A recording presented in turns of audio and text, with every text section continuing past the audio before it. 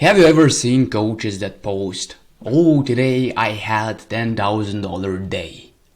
But when you see they had $10,000 a day in revenue. Fuck this revenue. We don't care about that. We care about cash collected because this is the cash that you actually get. And in this video, I will show you the script I use to maximize the cash collected I get on sales goals. But before I show you the script, let me introduce myself for those of you who don't know me. My name is Berk, and in the last few years, I built my coaching business to 6 figures. And this script was a huge part of this. How to maximize cash collected. Before I show you the script, I want to share with you the 3 reasons why you won't collect cash on the go. The first reason is because people have non-financial objections. Like they don't trust you, they don't believe in your product, they don't believe in themselves. They have to think about it, they have to speak with their partner. We have lots of non-financial objections. And this is the first reason why you won't collect cash on the go. The second reason is financial reasons. Like they just don't have the money currently, which is something 100% normal. And your goal here is to check down and figure out exactly how much they have so that you can collect cash on the go. Because if someone says to you, "Oh, I'll pay just after a week when I have the money," you didn't close the sales goal. You close the sales goal when you collect cash on it. Period. And the third reason why you won't collect cash on the go is because of your inability to execute on the framework that I'm about to teach you. So I want you to pay close attention because this is crucial for your business. And first, of course, I want to share a few mindset shifts that you can make to successfully execute on this framework that I'm about to share with you. Because if you don't see yourself as the leader on the go, the following errors will happen. And these are huge errors in execution. You want to remember that you are the leader on the go. You lead the prospect and they follow you.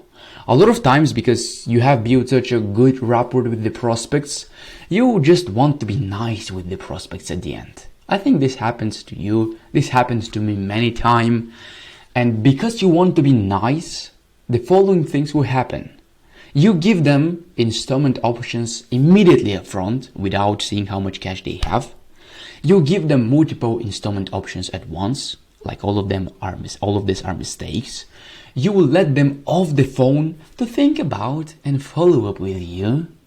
You will not confirm the follow-up call because you let them sell you on, "Oh, don't worry, I'll text you when we can have a call." No, you don't want to do that. And the last mistake is that you are letting them off the phone without at least taking a deposit. Because you might think, "Oh, I just had such a great rapport and I didn't want to break the rapport, so I didn't take any deposit." These are huge mistakes that you make in execution. I want you to avoid all of these mistakes.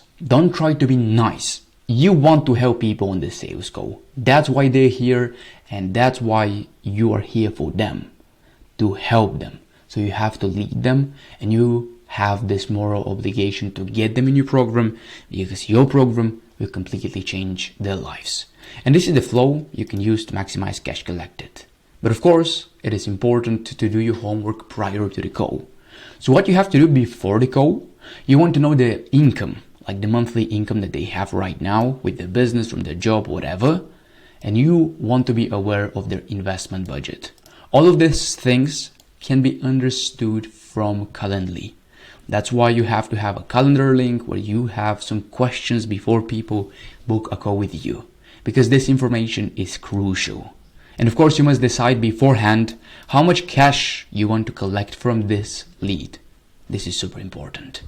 Anyway, let me tell you the exact framework you can use to maximize the cash collected after you drop the price. And if you don't know how to do this, like how to present the investment of your program, you can watch my previous video, because I shared the exact script I use to pitch my offer and of course to present the investment. And we have a few scenarios after you present the investment. If everything is good, You can just process the sale and everything is great. Boom, you have a new clients, congratulations. But the other scenario is that they might ask you for upfront payment plans or something like this. Then what you do? You tell them, oh, we actually don't have any payment plans yet because most people pay upfront. Do you not have the investment? Here you want to pretend like you're stupid. And if there is some sort of resistance, you want to identify the objection. Because a lot of times, money is not the objection, to be honest with you. They have non-financial objections. Like they don't trust you, they don't believe in your product yet. They have to think about it because they have unanswered questions and concerns in their minds. That's why you want to identify what is the real objection. How you do this? Just by saying something like this. So yeah, Mr. Prospect, let's put money aside for a moment. Let's pretend that you had $20,000 in your bank account right now that you could use to invest into coaching. If money wasn't an issue, is there anything else that is holding you back from welcoming you into our program? And here they will say, oh no, like everything is great, let's proceed. Or maybe they will say, I have this question, I have this concern. You want to identify what is the real objection. Then when you identify, of course, you want to clear this objection. Because if they have objections, they will never pay you and you'll never get any money on the call. Then you want to tie it down once you identify and clear the objection. You can say something along those lines. So, Mr. Prospect, you're telling me that if money wasn't the issue, you would be 100% in the program. Of course, they have two answers. If they say no, you have to clear the other objection first, because you probably didn't clear all of the objections in this phase, and you want to clear all of the other objections and questions they have.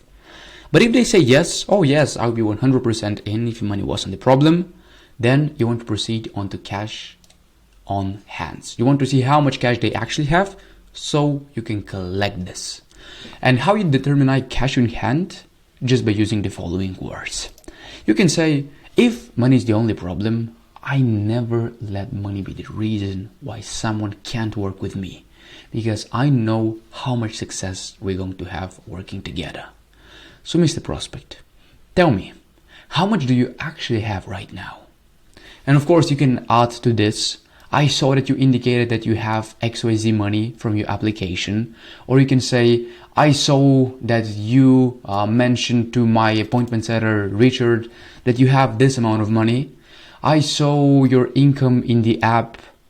That's why, prior to the call, you want to know their income and their investment budget. Because later on, you can leverage this for your advantage. They can tell you what is the answer. And of course, you can also determine how much cash they have in their checkings, in their savings, if they can leverage any credits, if they can liquidate any investment, or if they can get any money from their family or friends. At this moment, you are having a logical conversation. It is not you versus the objection. It is you and the prospect trying to figure out a way how to just tackle this objection.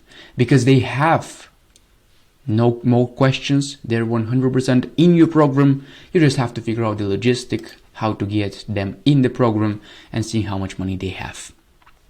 And once you determine how much cash they have on hand, you want to present installment option number 1. And when you present installment option number 1, you want to give one tier above cash on hand. Let me give you an example so you can understand this. Let's say you discover that they have $3,000 in total cash on hand.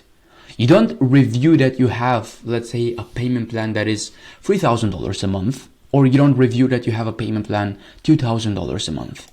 No, no, no. This is a huge mistake. You never ever review more than one installment plan, and you want to choose one tier above cash on hand. That's why if they tell you they have $3,000 now, you can tell them that you have a payment plan that is $4,000 a month.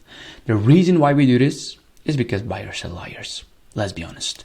When you present a higher level payment plan, like one tier above cash on hand, they probably will have the money.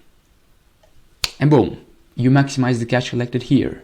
But let's say somehow they don't have the money actually, that $3,000 is the only one. You discover that this money that they have here is a fact, not emotion. Then you want to drop down the ladder one at a time and only review one installment plan.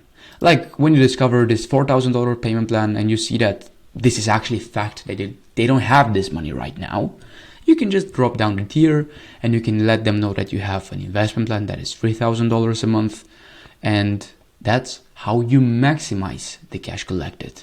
Once you follow the script, you collect sale with the highest installment possible. And that's how you maximize the cash collected on the go. Let me know if you found this video valuable. Comment down below what did you learn or what other videos you want me to make, and I'll do that.